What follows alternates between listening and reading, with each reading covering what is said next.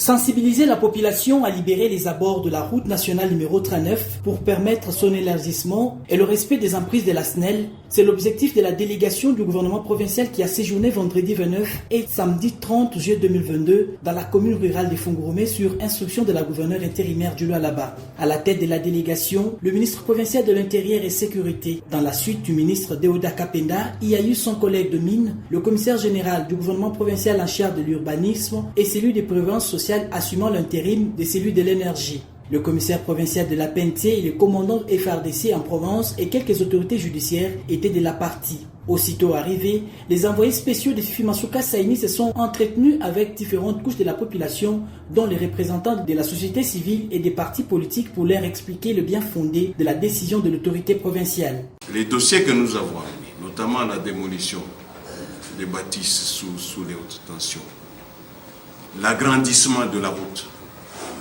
Ce sont des dossiers importants. La population doit d'abord accepter et comprendre l'importance de cet agrandissement de la route. On ne peut pas avoir une route qui a plusieurs dimensions. Ici, c'est 10 mètres, là-bas, 15, 8. Non, ça, ce n'est pas une route nationale.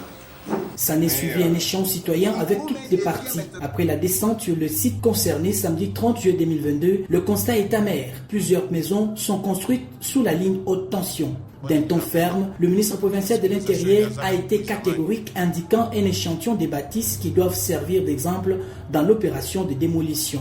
Nous remercions d'abord l'autorité qui nous a mandatés avec quelques autres membres du gouvernement pour continuer l'application d'une décision qui a été prise par la haute hiérarchie.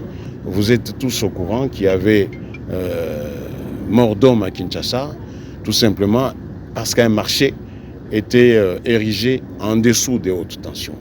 Et nous venons de voir avec vous qu'il y a beaucoup de constructions anarchiques sous les lignes haute tension. Et même certains bureaux de l'État. Je crois que la charité bien ordonnée commençant par soi-même, l'État va commencer par détruire tout ce qu'il y a comme bureau de l'État sous les hautes tensions. Et la population, si elle s'aime bien, qu'elle commence par détruire elle-même. Ça, c'était le premier point. Le deuxième, tout le monde constate que de Kolwezi jusqu'au-delà du pont Lualaba, toutes les constructions de part et d'autre de la route ont été détruites par les propriétaires, étant donné que la province du Lualaba a grandi la route qui hier faisait passer 2 véhicules, nous allons passer à 4 ou 6 véhicules, et donc il y a des constructions de part et d'autre de la route qui doivent être détruites. Les autorités administratives, coutumières et les représentants des différentes couches de la population ont promis d'accompagner l'autorité provinciale en sensibilisant tous ceux qui sont concernés.